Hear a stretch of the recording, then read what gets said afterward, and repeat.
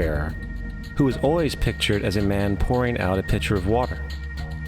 He represents the age after Pisces, and when the sun, God's Son, leaves the age of Pisces, Jesus, it will go into the house of Aquarius, as Aquarius follows Pisces in the precession of the equinoxes.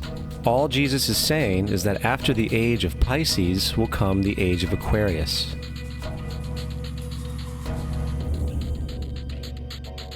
Now, we have all heard about the end times and the end of the world. The cartoonish depictions in the book of Revelation aside, a main source of this idea comes from Matthew 28:20, where Jesus says, "I will be with you even to the end of the world." However, in the King James Version, world is a mistranslation, among many mistranslations. The actual word being used is eon, which means age. I will be with you even to the end of the age, which is true, as Jesus' solar Piscean personification will end when the sun enters the age of Aquarius. The entire concept of end times and the end of the world is a misinterpreted astrological allegory. Let's tell that to the approximately 100 million people in America who believe the end of the world is coming. Furthermore, the character of Jesus being a literary and astrological hybrid is most explicitly a plagiarization of the Egyptian sun god Horus. For example, inscribed about 3,500 years ago on the walls at the Temple of Luxor in Egypt are images of the Annunciation, the miracle conception, the birth, and the adoration of Horus. The images begin with Thoth announcing to the Virgin Isis that she will conceive Horus, then Neph, the Holy Ghost, impregnating the Virgin, and then the virgin birth and the adoration. This is exactly the story of Jesus' miracle conception. In fact, the literary similarities between the Egyptian religion and the Christian religion are staggering.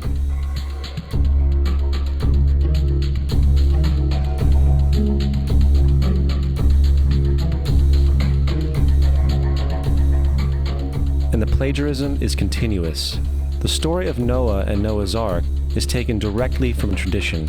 The concept of the Great Flood is ubiquitous throughout the ancient world, with over 200 cited claims in different periods and times. However, one need look no further for a pre-Christian source than the Epic of Gilgamesh, written in 2600 BC.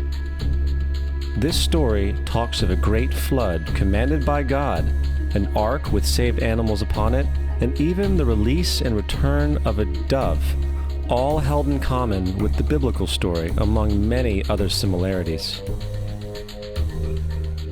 And then there is the plagiarized story of Moses. Upon Moses' birth, it is said that he was placed in a reed basket and set adrift in a river in order to avoid infanticide.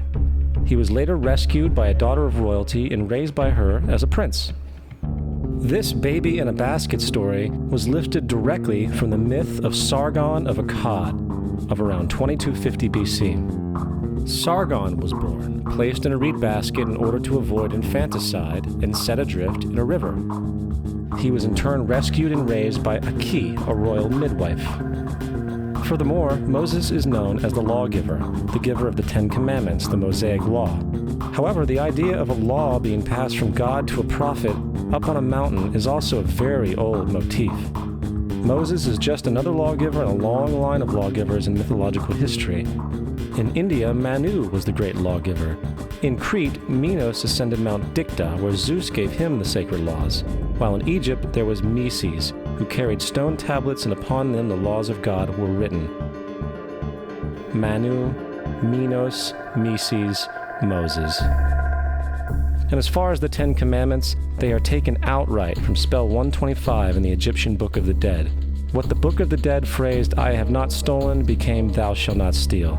"I have not killed," became "Thou shalt not kill." "I have not told lies," became "Thou shalt not bear false witness," and so forth. In fact, the Egyptian religion is likely the primary foundational basis for the Judeo-Christian theology.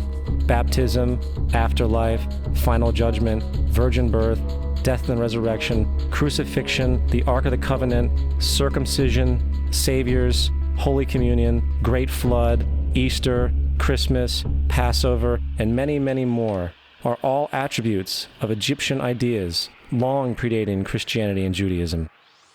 Justin Martyr, one of the first Christian historians and defenders, wrote, "When we say that he, Jesus Christ, our teacher, was produced without sexual union, was crucified and died and rose again and ascended into heaven, we propound nothing different from what you believe regarding those who you esteem sons of Jupiter." In a different writing, Justin Martyr said, "He was born of a virgin, except this in common with what you believe of Perseus." It's obvious that Justin and other early Christians knew how similar Christianity was to the pagan religions. However, Justin had a solution. As far as he was concerned, the devil did it. The devil had the foresight to come before Christ and create his characteristics in the pagan world. Fundamentalist Christianity, fascinating. These people actually believe the world is 12,000 years old. Swear to God. I actually asked one of these guys, okay, dinosaur fossils.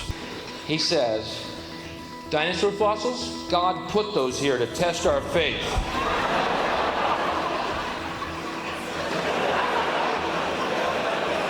I think God put you here to test my faith, dude.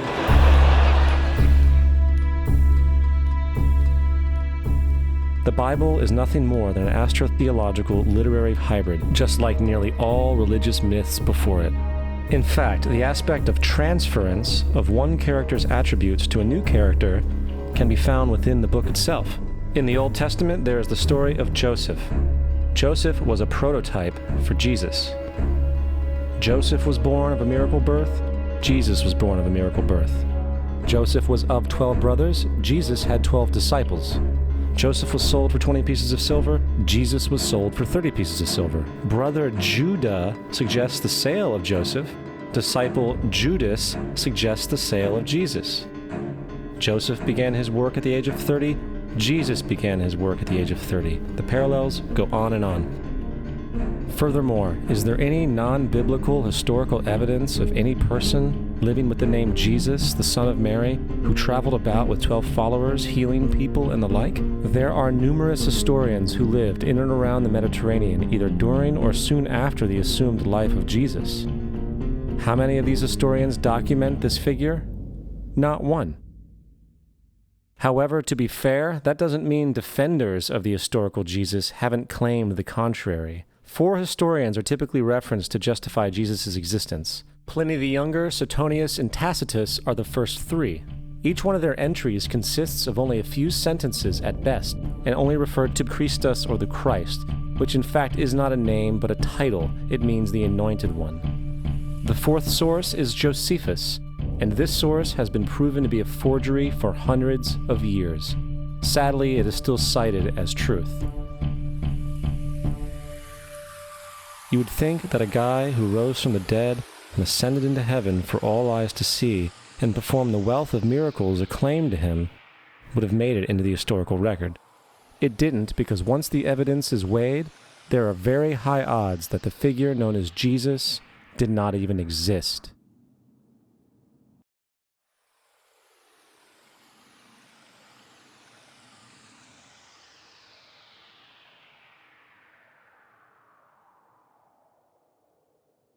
We don't want to be unkind, but we want to be factual. We don't want to cause hurt feelings, but we want to be academically correct in what we understand and know to be true. Christianity just is not based on truth. We find that Christianity was in fact nothing more than a Roman story, developed politically.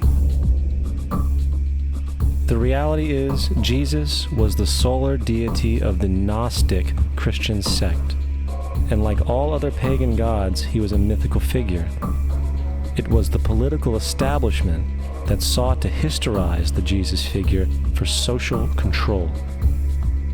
In 325 AD in Rome, Emperor Constantine convened the Council of Nicaea. It was during this meeting that the politically motivated Christian doctrines were established, and thus began a long history of religious bloodshed and spiritual fraud. and for over the next 1,000 years, the Vatican maintained a political stranglehold on all of Europe, leading to such joyous periods as the Dark Ages, along with enlightening events such as the Crusades and the Inquisition. Christianity, along with all other related theologies, is an historical fraud. These religions now serve to detach the species from the natural world, and likewise each other. They support blind submission to authority. They reduce human responsibility to the effect that God controls everything, and in turn awful crimes can be justified in the name of a divine pursuit. And, most critically, it empowers the political establishment who have been using the myth to manipulate and control societies. The religious myth is one of the most powerful devices ever created, and it serves as the psychological soil upon which other myths can flourish.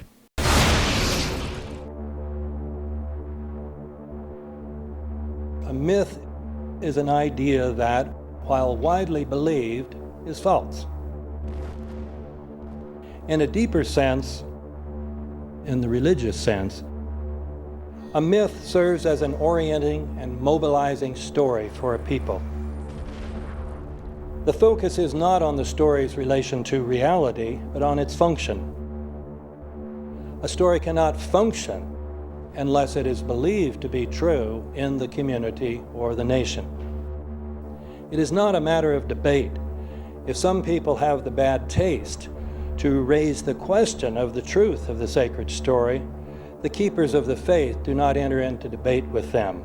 They ignore them or denounce them as blasphemers. It is wrong, blasphemous, and sinful for you to suggest, imply, or help other people come to the conclusion that the U.S. government killed 3,000 of its own citizens.